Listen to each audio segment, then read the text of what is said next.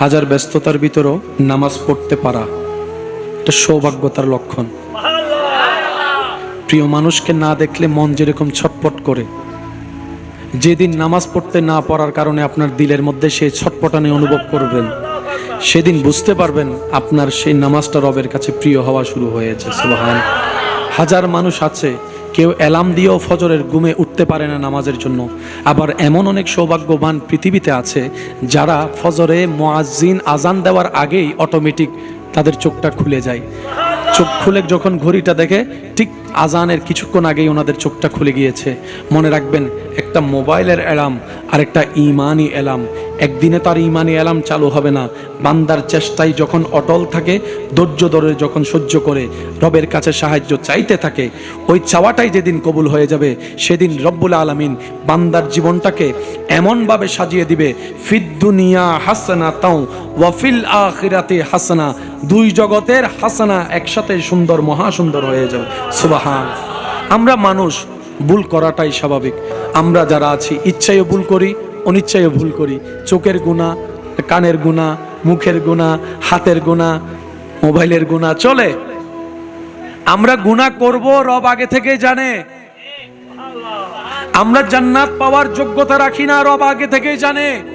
কিন্তু রব চাচ্ছে আমাদেরকে জান্নাতে দিতে। আমাদের গুনায় আমাদের জান্নাত ছুটে যাচ্ছে। রব্বুল আলামিন এত দয়াবান বান্দার প্রতি, রহমান হয়ে সারা সৃষ্টি জগতে দয়া করছেন, রহিম হয়ে হাসরের ময়দানে দয়াকে উন্মুক্ত করবেন। এই দয়ার হাজারটা শাখার একটা শাখা হচ্ছে শাফাআতে মুস্তাফা, নবী রাহমাতুল লিল আলামিনকে দিয়ে সুপারিশ করে করে আমাদেরকে জাহান্নামী থেকে জান্নাতে পৌঁছায় দিবেন। সুবহান। হাজার মায়ের চাইতে যিনি বেশি ভালোবাসেন, তিনি আমাদের রব্বুল আলামিন। রাসূলে মকবুল সাল্লাল্লাহু আলাইহি ওয়াসাল্লাম বলে, দুনিয়ার মানুষের কাছে বারবার চাইতে থাকলে মানুষ বিরক্তবোধ প্রকাশ করে, আর বান্দা যখন বারবার রবের কাছে চাইতে থাকে, রব তখন খুশি হয়ে যায়। সুবহান। রব চায় আমার বান্দা আমার কাছে চাক। এবার আমরা বললাম, আল্লাহ যে গুনাহ করছি, চাওয়ার মতো তো মুখ নাই, চাওয়ার মতো তো হাত নাই। আল্লাহ আমার আফাদ মুস্তকে গুনাহ আর গুনাহ, তোমার বিরোধিতা নিয়ে আমরা হাত তুলেছি। আল্লাহ তারপরও কি চাওয়ার সুযোগ আছে, দোয়া করার সুযোগ আছে, তওবা করার সুযোগ আছে? রব বলে যে তোর মা তোকে পেটে রেখে দুনিয়াতে এনেছে বলে এত মায়া, আর আমি আল্লাহ তো তোকে নিজে বানিয়েছি। সুবহানাল্লাহ। ইন্না লিল্লাহি ওয়া ইন্না ইলাইহি রাজিউন যখন তোর নামের জন্য বলা হবে, তখন আর মা বাবা কেউ তোর সাপোর্টে থাকবে না, কিচ্ছু করতে পারবে না।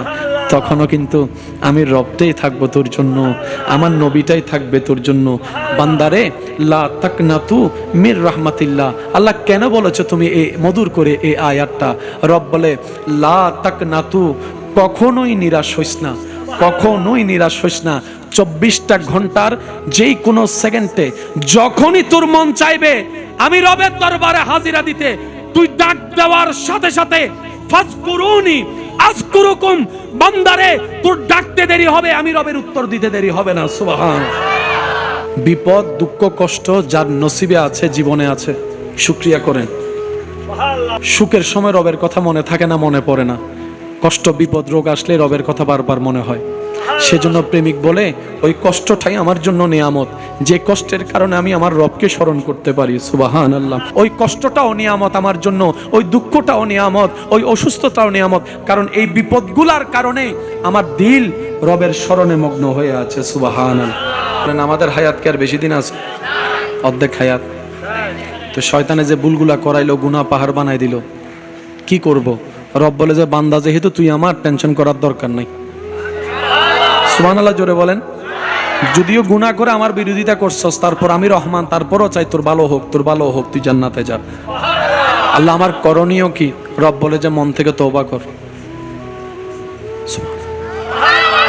আপনি আমি যে 40 বছরের গুনাহ করছি, অন্তত 40,000 বার তো তওবা করা দরকার। রব বলে যে মন থেকে একবার করলেও যথেষ্ট, আমি আল্লাহ সারা জীবনের গুনাহ মাফ করে দিতে রাজি আছি। ইন্নাল্লাহা ইয়াগফিরু যুনুবা জামিআ।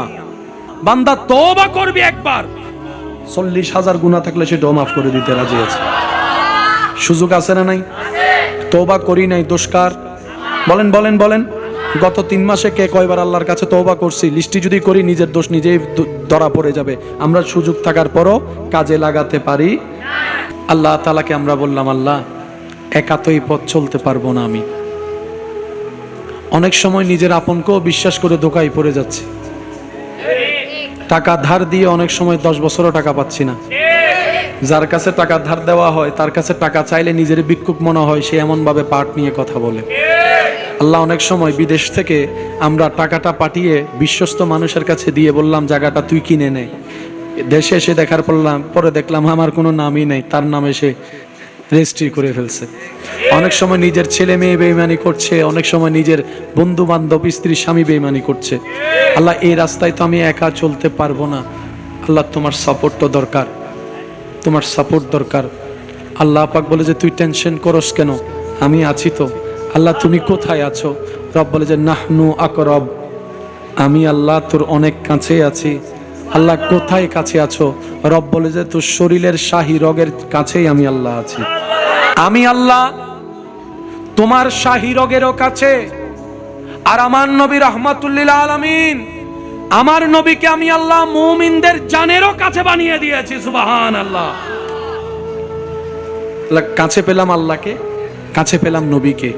নিজ যোগ্যতায় নাকি আল্লাহর দয়ায়? ওই দয়া পেলে কি করতে হয়? শুকরিয়া। দয়া পেলে কি করতে হয়? জোরে বলেন, দয়া পেলে কি করতে হয়? তাহলে আমাদের উচিত শুকরিয়া করে করে ওই দয়াটাকে মূল্যায়ন করে করে ওনারা যেন নারাজ না হয় সেভাবে চলা। আর ওনারা নারাজ না হয়ে চলার নামই হচ্ছে নেক ইবাদত, নেক আমল। এই দুনিয়া ফানি, শেষ হয়ে যাবে, চান কিংবা না চান, এটা শেষ হওয়ার পথে যাচ্ছি। এক সময় কেউ কেউ এটা না মানলেও বর্তমান উন্নত বিজ্ঞান এটা স্বীকার করছে, পৃথিবী অতি তাড়াতাড়ি ধ্বংস হয়ে যাবে। বর্তমান বিজ্ঞান কিন্তু এটা স্বীকার করতে বাধ্য হয়েছে ওনাদের গবেষণায়। সবার জন্য পৃথিবী শেষ হলেও মুসলমানদের জন্য এই শেষটাই হচ্ছে শুরু। মৃত্যু মানে অনেকের ধারণাই শেষ, কিন্তু মুসলমানের দৃষ্টিতে মৃত্যু মানে হচ্ছে আসল জীবনের শুরু। সাময়িক জীবনের যাত্রা শেষ, অনন্তকাল জীবনের রাস্তার শুরু। মাঝখানে যে সেতু তার নাম হচ্ছে মৃত্যু। মুসলমানদের জীবনের কোনো শেষ, এটা চলতেই থাকবে। দুনিয়া থেকে কবর, কবর থেকে হাসর, হাসর থেকে রব্বুল আলামিন চাইলে জান্নাতে ঘর পেয়ে যাবে। সুবহান। এই দুনিয়াতে যে যত বেশি নিজেকে সংযুক্ত করে রেখেছে, দুনিয়া তাদের সাথে বেশি প্রতারণা করেছে। যা অর্জন করার জন্য আমরা দৌড়াই, 2 বেলা খাওয়ার জন্য, আল্লাহ তো পাগলদেরকে উপবাস রাখে নাই। বাপ মরা ছেলেটাকে তো আল্লাহ উপবাস থাকতে দেয় নাই। স্বামীর মারা যাওয়ার পরে আমার বোনটাকে তো আল্লাহ ক্ষুধার্ত থাকতে দেয় নাই। কোনো না কোনো ভাবে তো খাওয়াচ্ছেন। করোনাকালীন যখন সব বন্ধ, ইনকাম নাই বললেই চলে, তখনও তো আল্লাহ খাবার বন্ধ করে দেয় নাই। কারণ রিজিকের মালিক কে? নবী বলে মান সাল্লা আলাইয়া মাররাতান, যে আমার উপর একবার দরুদ পড়বে সাথে সাথেই আল্লাহ তার 10টা গুনাহ মাফ করে দিবে। ওই একটা দরুদের একটা কাজের বেতন একবার, কিন্তু নবীর দরুদের বেতন আল্লাহ অনেক করে দিয়েছেন। একবার দরুদ 10টা সওয়াব, একবার দরুদ 10টা গুনাহ মাফ, একবার দরুদ, ওই একবার দরুদের ফলে আল্লাহ তাআলা 10টা মর্যাদা বাড়িয়ে দেন। বাকি বলে কোনো শব্দ বলেন না, বাকি বলে কোনো শব্দ? আল্লাহ সেই নিয়ামতগুলো আমাদেরকে অর্জন করার তৌফিক দান করুক, আমিন। আজকের এই মাহফিলকে আল্লাহ কবুল আর মঞ্জুর করুক। আমি আপনাদের সবাইকে মোবারকবাদ জানাচ্ছি। তবে আবদার, 5 ওয়াক্ত নামাজ পড়ার চেষ্টা করবো ইনশাল্লাহ। একটু হাতটা তুলে দেখান না ভাই। আমরা চেষ্টা করব, আমি ওয়াদা করাচ্ছি না, চেষ্টা করব। বলেন আমরা কি করব? চেষ্টা করব। বলেন সবাই আমরা কি করব? আগে চেষ্টা, তারপর করা। আগে ওযু, তারপর নামাজ। বলেন আগে ওযু, তারপর। আমি ওয়াদা করাচ্ছি না, কারণ ওয়াদা তো রবের সাথে আগে হয়ে গেছে। এই ওয়াদা আমরা রক্ষা করতে পারি না, হুজুরের সাথে ওয়াদা কি রক্ষা হবে?